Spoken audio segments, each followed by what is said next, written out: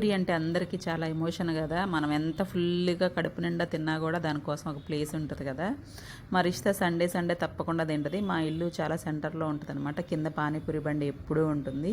School నుంచి వచ్చేటప్పుడు పేచీ పెడితే చిన్నప్పుడు తినిపిచ్చేదాన్ని గానీ, ఇప్పుడు చాలా వరకు వద్దులే అని చెప్పి వీక్లీ వన్సే తింటుందనమాట. సరే ఇంట్లో ఉన్నాను కదా! ఈరోజు మమ్మీ చేస్తాను అని చెప్పి కూర్చుంది. సరే అని చెప్పి బయట నుంచి దొరుకుతాయి కదా రెడీమేడ్వి పానీపూరి తీసుకొచ్చి ఫ్రై చేసేసుకున్నాము. ఇంట్లోనే ఇంక అన్నీ రెడీ చేసేసాను అనమాట. ఆలూను బఠానీ వేసేసి. విజయవాడలో ఉండే వాళ్ళకైతే మాత్రం స్టేడియం కాంప్లెక్స్లో ఉంటుంది కదా, అది చాలా బాగుంటుంది టేస్ట్. మా వారికి కూడా అక్కడ ఇష్టం అనమాట. వాటర్ని ముందుగానే ప్రిపేర్ చేసుకొని ఫ్రిడ్జ్లో పెట్టుకుంటే చల్లగా ఉంటుంది, చాలా టేస్ట్గా ఉంటుంది అలా తాగుతుంటే. స్టఫింగ్కి ఏముంది, ఆలూను తెల్ల బఠానీ కుక్కర్లో ఉడికిచ్చేసేసి స్టఫ్ వేసేసుకోవడమే. చాలా మసాలాలన్నీ కలిపేసేసుకోండి అంతే, చాలా సింపుల్. ఇంట్లోనే మనం చేసి పిల్లలకి పెట్టేయచ్చు కదా.